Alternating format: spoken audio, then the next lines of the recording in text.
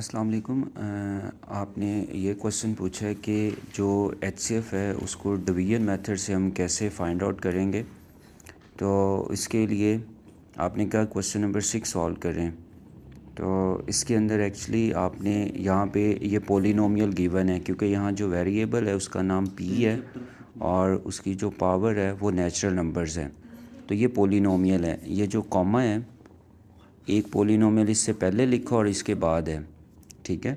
तो जब हम डिवीजन मेथड से एच से फाइंड करेंगे तो इसके अंदर जो इसका स्टेप नंबर 1 है वो ये है कि आपने देखना है जो पॉलिनोमियल गिवन है उसमें से कोई कांस्टेंट तो नहीं कॉमन आ रहा है, ठीक है। तो आपने इसमें से कांस्टेंट जो भी कॉमन आ रहा है उसको कॉमन लेंगे बिल्कुल स्टार्ट पे और उसको इग्नोर कर देंगे।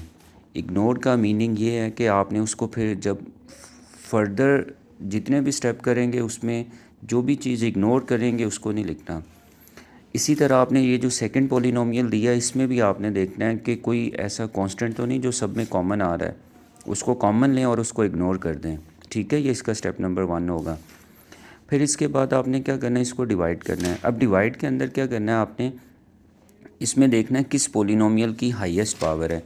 अगर तो दोनों की पावर सेम हो, जैसे इसकी हाईएस्ट पावर 4 है और इसमें देखें हाईएस्ट पावर जो है वो 3 है, तो अगर दोनों की पावर सेम होगी तो आप डिवाइड में किसी को भी लिख लें। लेकिन अगर एक पॉलिनोमियल की पावर ग्रेटर है और दूसरे की पावर उससे कम है तो जो हायर पावर वाला है उस पॉलिनोमियल को आपने डिवाइड के अंदर लिखना है। तो जब हम इसको डिवाइड में लिखेंगे तो यहाँ पे देखें इस पॉलिनोमियल की हाईएस्ट पावर है 4, तो इसको डिवाइड में लिखेंगे तो आपने इसको अरेंज करके लिखना है 2p4 प्लस 5p2 प्लस 3, ठीक है। पहले हायर पावर, फिर उससे स्मॉलर पावर, फिर उससे स्मॉलर पावर और इसको बाहर लिखेंगे। तो इसमें देखें जो हाईएस्ट पावर है वो क्यूब है, तो सबसे पहले 5p3, फिर उसके बाद इसकी पावर 2 है तो इसको सेकंड पे लिखेंगे 3p2, फिर इसके बाद प्लस 5p और प्लस 3। तो अब हम इसको डिवाइड करते हैं। तो डिवाइड के अंदर आपने ये जो अंदर वाली जो ये जो डिविडेंड है ना, इसके ये जो फर्स्ट टर्म है ये बहुत इंपॉर्टेंट, और बाहर भी फर्स्ट टर्म, फर्स्ट के ऊपर आपने फर्स्ट को डिवाइड करना है, ठीक है। अंदर फर्स्ट टर्म क्या है 2p4, तो 2p4 और इसके ऊपर बाहर फर्स्ट टर्म क्या है 5p3, इसके ऊपर डिवाइड करेंगे 5p3। तो देखें p3 कैंसिल और रिमेनिंग क्या आ रहा है 2p और यहाँ पे फ्रैक्शन में क्या आ रहा है 5। तो अगर तो जब भी डिवाइड करोगे ना, अगर ऐसे फ्रैक्शन आ जाएगा तो यहाँ फ्रैक्शन के नीचे जो भी नंबर आएगा, ठीक है, तो उसको आपने यहाँ सबसे पहले मल्टीप्लाई करना है। तो 5 को मल्टीप्लाई कर देंगे सबसे, फर्स्ट टर्म से, सेकंड से, थर्ड से, जितनी भी टर्म्स होंगे। तो 5 को 2 से मल्टीप्लाई करते हैं 10p4, फिर 5 को 5 से मल्टीप्लाई करते हैं प्लस 25p², 5 को प्लस 3 से मल्टीप्लाई करते हैं प्लस 15। तो अब हम यहाँ से डिवीजन स्टार्ट करेंगे, ठीक है, क्योंकि जब हमने इस फर्स्ट टर्म पे फर्स्ट को डिवाइड किया ना, क्योंकि यहाँ फ्रैक्शन आ रही थी, तो जब भी फ्रैक्शन आएगा तो ये जो नीचे वाला नंबर आएगा इसको आपने सबसे पहले सबसे मल्टीप्लाई कर देना है। तो अब हम इस फर्स्ट पे फर्स्ट को डिवाइड करते हैं। तो फर्स्ट टर्म क्या है 10p4 और यहाँ फर्स्ट टर्म क्या है 5p3। तो रिमेनिंग क्या आएगा 5 2s are 10, तो यहाँ पे क्या आएगा 2p। तो यहाँ जो 2p आ रहा है इसको आपने यहाँ क्वोशंट की पोजीशन पे लिखना है, फिर इसको आपने इन सब से मल्टीप्लाई करना है। तो 2p को फर्स्ट टर्म से मल्टीप्लाई करते हैं तो 5 2s are 10, p की पावर 4, 2p को 3p² से मल्टीप्लाई करते हैं 2 3s are 6, p की पावर 3 बन रहा है। तो अगर आप देखें p की पावर 3, यहाँ ऊपर लाइक टर्म नहीं लिखी हुई, जिसकी पावर 3 हो, तो अगर सेम पावर वाली टर्म ऊपर नहीं लिखी होगी ना तो आपने उसको साइड पे लिखना है प्लस 6p3। फिर 2p को 5p से मल्टीप्लाई करते हैं तो ये बन जाएगा 2 5s are 10, 10p²। तो इसको p² लाइक टर्म के नीचे लाइक टर्म लिखनी है। फिर 2p को मल्टीप्लाई करते हैं 3 से, तो ये बन जाएगा 3 2s are 6p। तो देखें पी जिसकी पावर 1 है ना, वो यहाँ टर्म नहीं ऊपर लिखी, तो आपने इसको भी साइड पे लिखना है। तो यहाँ पे इसको लिख देंगे 6p। फिर इसको सब्ट्रैक्ट कर लेंगे, तो इनके सिंबल चेंज कर देंगे, यहाँ माइनस, यहाँ भी नेगेटिव सिंबल और इसका भी नेगेटिव सिंबल, ये तो कैंसिल हो जाएगा।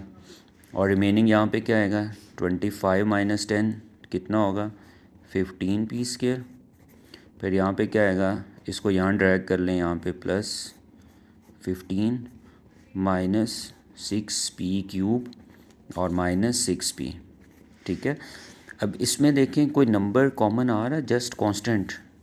ठीक है, कांस्टेंट जहाँ भी कॉमन आएगा उसको आपने कॉमन लेके इग्नोर करना है। तो लाइक यहाँ पे 3 कॉमन आ रहा है, रिमेनिंग क्या आ रहा है 5p² प्लस 15, क्योंकि सब पे 3 डिवाइड हो रहा है ना, तो यहाँ पे 5, इस पे 6 पे 3 डिवाइड करेंगे 2p³, इस पे डिवाइड करेंगे 2p। तो ये जो भी नंबर कांस्टेंट कॉमन लेंगे उसको इग्नोर कर देंगे। ठीक है, अब आपने क्या करना है इसको अगेन डिवाइड करना है। तो अब आप देखें इसकी जो पावर है, हाईएस्ट पावर, ये जो अंदर एक्सप्रेशन लिखा हुआ है, इसकी हाईएस्ट पावर 3 है और उसकी भी हाईएस्ट पावर 3 है। तो अब आप किसी को भी डिवाइड के अंदर लिख लें, चाहे इसको डिवाइड के अंदर लिखें या इसको डिवाइड के अंदर। ठीक है, तो अब हम इसको अगेन डिवाइड करते हैं। तो अब इसको अंदर लिख लेते हैं और इसको बाहर लिख लेते हैं। 5p³ plus 3p² plus 5p plus 3, और इसको बाहर लिख लेते हैं। सबसे बड़ी पावर पहले लिखनी है, जैसे इसकी पावर 3 है ना, इसको पहले लिखा, फिर जिसकी पावर 2 है उस टर्म को लिखा, फिर इसको लिखा -2p और प्लस 5। अगेन इसको डिवाइड करते हैं, तो फर्स्ट टर्म के ऊपर फर्स्ट को डिवाइड करना है। तो जब आप फर्स्ट टर्म पे फर्स्ट को डिवाइड करेंगे तो यहाँ पे नंबर क्या आएगा 5p³ और -2p3। देखें फ्रैक्शन में नंबर आ रहा है ना, तो ये जो भी डिनोमिनेटर में नंबर होगा सबसे पहले इसको मल्टीप्लाई करोगे, तो -2 को सबसे मल्टीप्लाई करना पड़ेगा। तो -2 को मल्टीप्लाई करते हैं तो क्या बन जाएगा, 5 2s are 10, फिर minus plus minus 2 3s are 6p², minus plus minus 5 2s are 10p और minus plus minus 3 2s are 6। तो अब हम इसको डिवाइड करते हैं। तो जब डिवाइड करेंगे तो फर्स्ट वैल्यू पे जब फर्स्ट को डिवाइड करेंगे तो यहाँ पे क्या आएगा 5।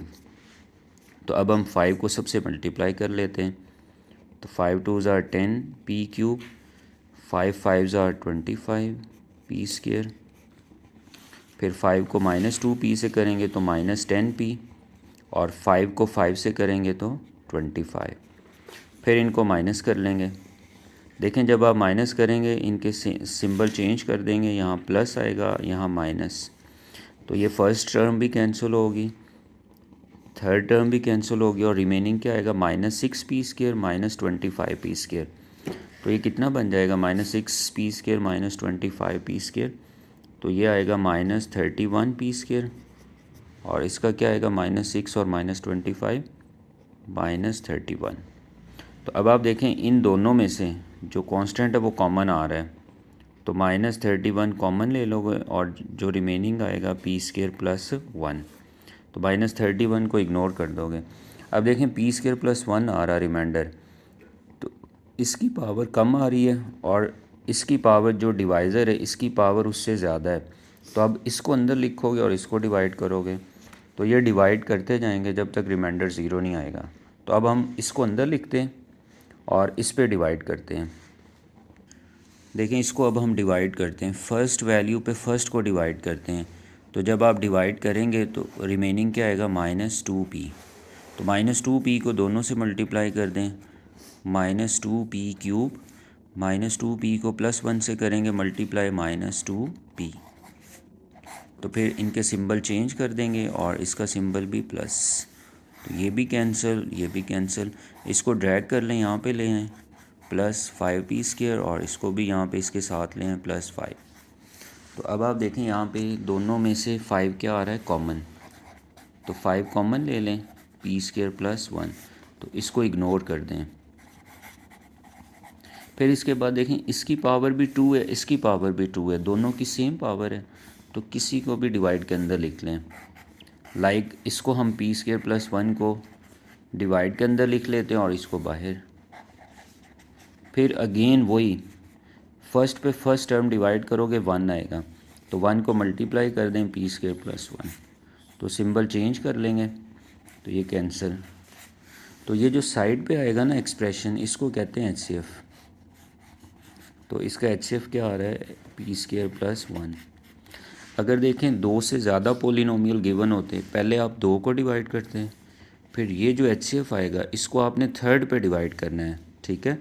फिर इसको बाहर लिखोगे और जो थर्ड पोलिनोमियल दिया होगा उसको अंदर लिखोगे, फिर डिवाइड करोगे, तो वो फिर फाइनल इसका HCF आएगा। तो HCF के अंदर जो मेन इंपॉर्टेंट पॉइंट है वो ये है कि कांस्टेंट जहाँ भी कॉमन आएगा वो कॉमन लेते जाओगे, इग्नोर करते जाओगे, ये इंपॉर्टेंट पॉइंट है। और जो वैल्यूज़ दी होंगी उसको अरेंज करके लिखना है, ठीक है। और हमेशा जो बड़ी पावर वाला पोलिनोमियल होगा उसको अंदर लिखोगे और जो स्मॉल पावर वाला पोलिनोमियल उसको बाहर। तो इस तरह से डिवाइड करते जाओगे। और जब भी फर्स्ट वैल्यू पे फर्स्ट डिवाइड करोगे, अगर फ्रैक्शन में नंबर आता जाएगा ना, तो ये जो भी फ्रैक्शन में नंबर आएगा डिनोमिनेटर में, तो उसको आप पहले मल्टीप्लाई किया करोगे, उसके बाद आप डिवाइड करना।